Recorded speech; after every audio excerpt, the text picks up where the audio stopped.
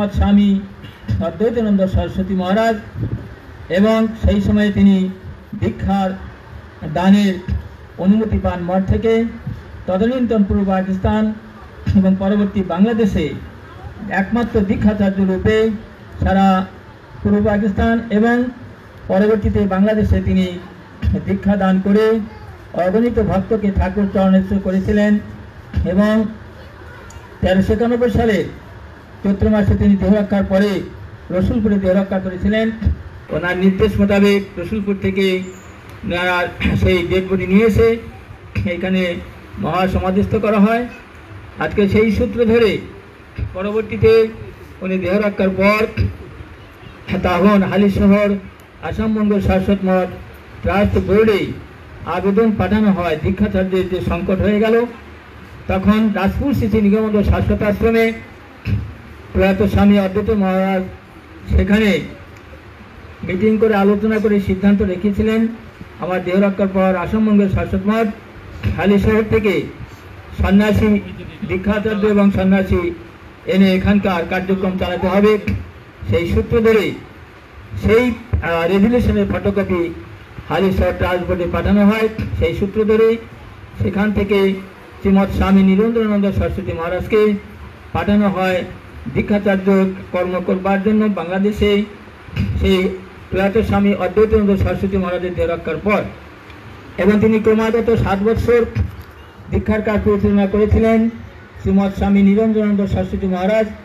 এবং যে শূন্যতা হয়েছিল দীক্ষাচার্যের আমাদের প্রয়াত স্বামী অদ্বৈতানন্দ সরস্বতী মহারাজ দেহ রক্ষার পরে, তারপর শ্রীমৎ স্বামী নিরঞ্জনানন্দ সরস্বতী মহারাজের অক্লান্ত পরিশ্রমে সারা বাংলাদেশে আনাচে কানাচে তিনি ঘুরে সেখান থেকে পাসপোর্ট ভিসা করে এসে ভারত থেকে এসে বাংলাদেশে দীক্ষা দিয়ে অগণিত ভক্তকে তিনি ঠাকুর চরণস্থ করেছিলেন। যে আমাদের দুর্ভাগ্য যে আমরা মাত্র 7 বছর যেতে না যেতেই আমরা হারালাম আবার সেই শ্রীমৎ স্বামী নিরঞ্জন সরস্বতী মহারাজ। আমাদের মনে দুঃখ লাগে যে আমরা মণিহার আপনের মতো হয়ে গেছি। বাংলাদেশে একজনকে হাল দেওয়া হচ্ছে, তিনি চলে যাচ্ছেন। চলে গেল অদ্বৈতানন্দ সরস্বতী মহারাজ এবং অদ্বৈতানন্দ মহারাজ সরস্বতী দেহ রক্ষার পরে সুদীর্ঘ 3 বছর এখানে কোনো দীক্ষার কাজ হয়নি বাংলাদেশে। 3 বছর পর আবার নিরঞ্জন মহারাজ আসলেন, উনি আবার 7 বছর পরে চলে গেলেন, মহাপ্রস্থান করলেন। আবার শূন্যতার সৃষ্টি হলো, আবার সেখানে মঠ থেকে পাঠালেন কালনা শ্রী নিগমানন্দ শাশ্বত আশ্রমের অধ্যক্ষ মহারাজ এবং দীক্ষাচার্য শ্রীমৎ স্বামী বিকাশানন্দ সরস্বতী মহারাজ। তিনি এসে কয়েক বছর দীক্ষা দিলেন। ওনার পাশাপাশি আবার স্বয়ং আসামবঙ্গের শাশ্বত মঠ হালিশহরের পূজ্যপাদ প্রয়াত মহন্ত মহারাজ শ্রীমৎ স্বামী জ্ঞানানন্দ সরস্বতী মহারাজ আসা দেওয়া শুরু করলেন এবং পাশাপাশি দুজনই আসা দেওয়া করলেন। দুর্ভাগ্য যে ঠিক কয়েক বছর পরেই আবার শ্রীমৎ স্বামী বিকাশানন্দ সরস্বতী মহারাজ মহাপ্রস্থান করলেন। আমাদের ভাগ্যটা এমনই, একজনকে আসছেন চলে যাচ্ছেন, আবার শূন্যতা হয়ে গেল। আর কঠোর পরিশ্রম করা শুরু করলেন শ্রীমৎ স্বামী আমাদের জ্ঞানানন্দ সরস্বতী মহারাজ। এই ভারতের এতগুলো প্রদেশ এর সঙ্গে বাংলাদেশ কি যে পরিশ্রম করেছেন জ্ঞানানন্দ সরস্বতী মহারাজ, এটা ভাষায় বোঝানো যাবে না।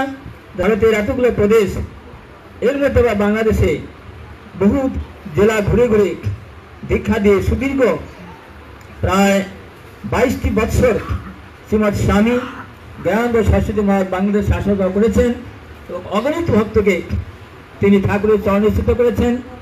এবং বাংলাদেশের মিশনের একটা অনেক আমূল পরিবর্তন এসেছিল আমাদের এই কয়েকজন দীক্ষাচার্য শ্রীমৎ স্বামী নিরঞ্জনানন্দ সরস্বতী মহারাজ, শ্রীমৎ স্বামী বিকাশানন্দ সরস্বতী মহারাজ এবং সবশেষে শ্রীমৎ স্বামী জ্ঞানানন্দ সরস্বতী মহারাজের আগমনের জন্য। সর্বশেষে শ্রীমৎ স্বামী জ্ঞানানন্দ সরস্বতী মহারাজ আবার বিগত 2 বছর আগে মহাপ্রাণ করলেন। এটা আমাদের কতটা যে দুর্ভাগ্য। আমরা শুধু তাই নয়, একটা মহা জ্ঞানের ভাণ্ডারকে আমরা হারিয়েছি। হারানোর পরে আবার যে শূন্যতা সৃষ্টি, বারবার আমাদের এই দীক্ষাদানের শূন্যতা হচ্ছে।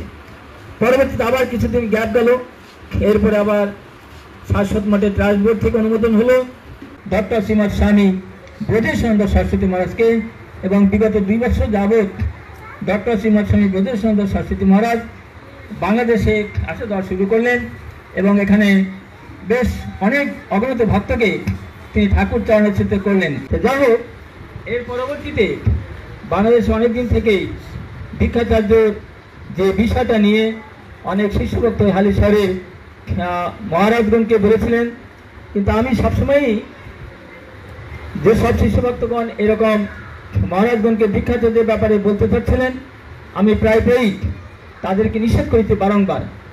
তার অনেক কয়জন আর অন্যান্য জায়গায় অনেক শিষ্যভক্তকে আমি নিষেধ করেছিলাম যে আমাকে দীক্ষাচার্য না করার জন্য।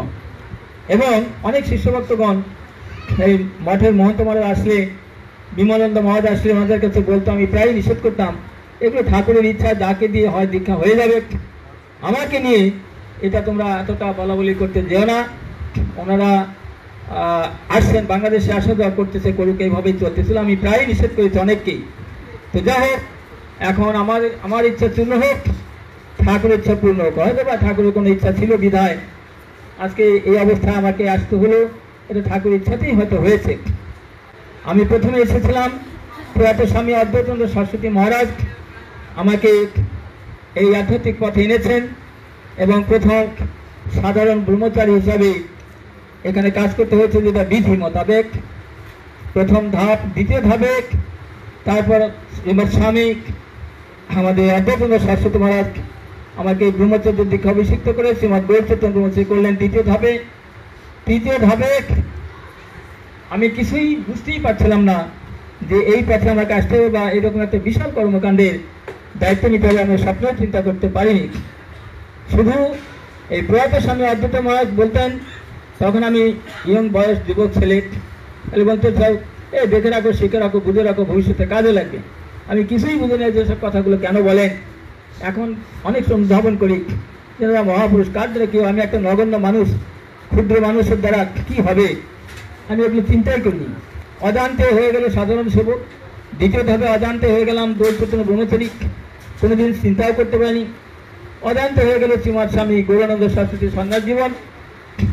এরপরে আমার অজান্তে হয়ে গেল চতুর্থ ধাপে আসামবঙ্গের শাশ্বতমার হালিশহর ট্রাস্ট বোর্ডে সিদ্ধান্ত নিয়ে বগুড়া উত্তর বাংলা শাশ্বত আশ্রমের ফুলফ্লেজেড অধ্যক্ষের দায়িত্ব দিয়ে সেখানে শাশ্বত আর্য দর্পণ হালিশহরের আর্য দর্পণে ছাপিয়ে দিল পূর্ণ অধ্যক্ষের দায়িত্ব বগুড়া আশ্রমে।